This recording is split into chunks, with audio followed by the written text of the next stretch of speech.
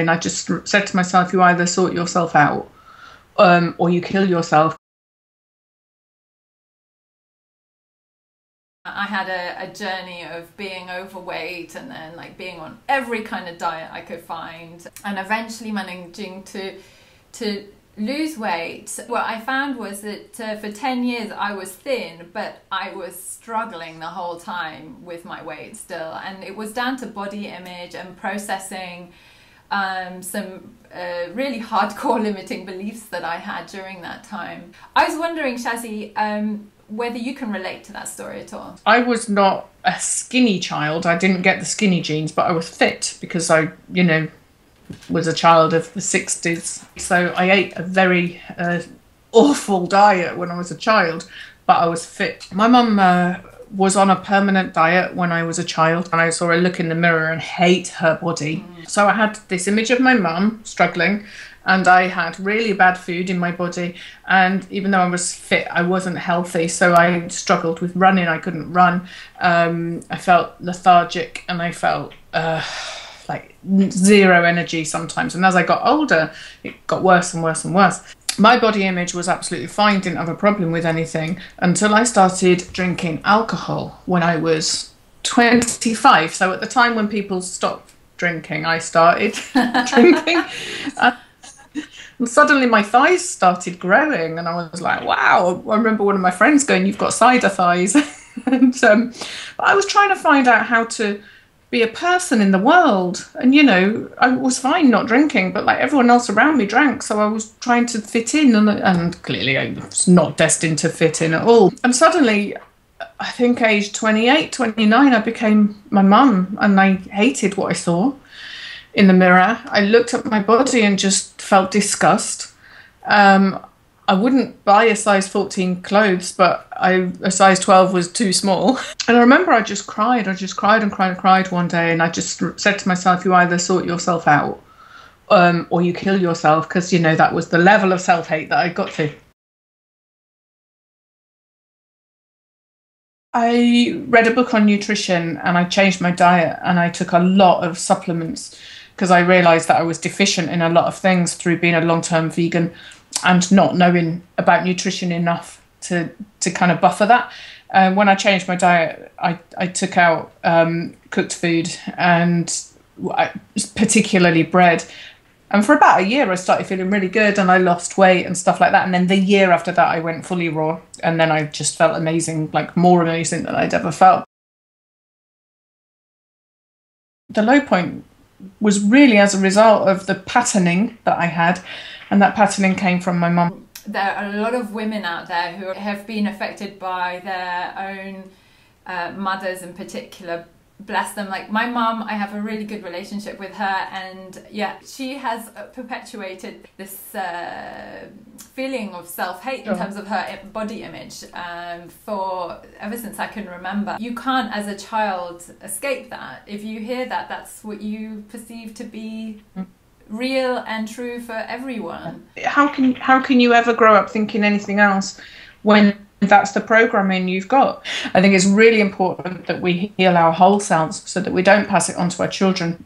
The idea of a beautiful body is to be fit and strong, not to be skinny. From all the work that I've ever done, like all the shamanic work I've done and all the psychotherapy that I've had and all the rest of it, the more I realise we are, you know, we are just a series of programs, and you can see the programs are slotted in to somebody, and there's the self-hate program, and it's very big and it runs very deep, and unless you start to explore it and uncover it and allow it out, it doesn't matter how many diets you go on, you'll put the weight back on. 98% of diets fail. 98%. There's a 2% success rate. So it's dieting does not work. I think that the key to everything in life, to succeeding in anything in life, is to become more self-aware. Because as you become more self-aware, the programs drop out. Yeah. And there's the real you there. And the real you doesn't want to binge on stuff like that. The real you doesn't want to sit in front of the TV and do nothing for hours. The real you doesn't want to hide behind walls because they don't want to be seen when they're out. The real you doesn't even think about that. The real you just does their thing, just does what they want to do. Everyone is gorgeous and whole and perfect, and it's just a question of letting that part of you out, letting you yourself become that person who you are actually already. And I think we can be so small and shriveled up inside, you know, with all the programs running us, like the layers of onions, if you want to visualize it like that, and we're like that little sprouting bit in the middle. You can put like slowly and painlessly, actually, and people need to know that it's not a painful process, but you can painlessly unravel and like peel off these layers to let this little you just completely shine and glow and be big you.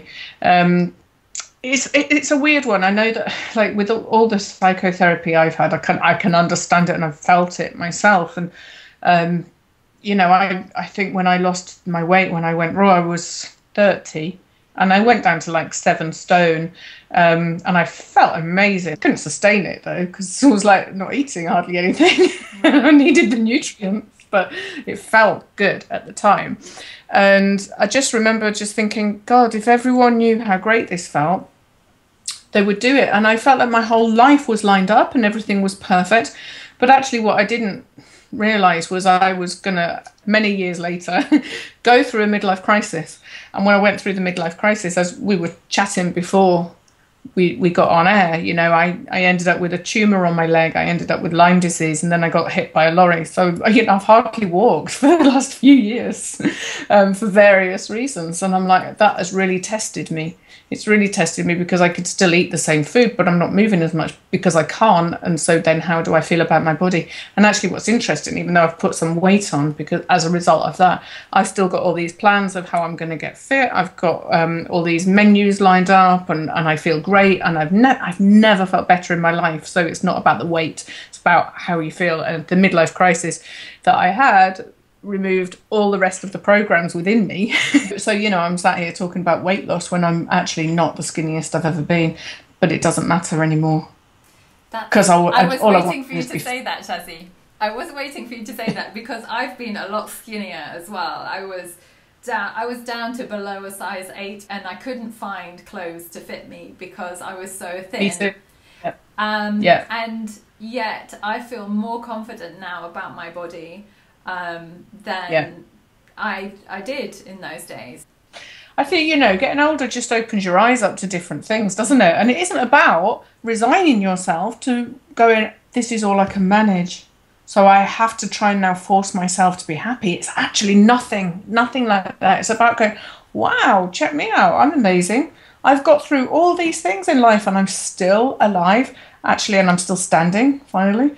You know, like that takes some spirit to get through some of the stuff you go through in life. And a lot of people go through a lot of dramas and a lot of things that you would think would actually floor them forever. And they don't. They get up time and time and time again. And my God, their bodies are still functioning. Hooray. Hooray for bodies. They're absolutely amazing, no matter what they look like.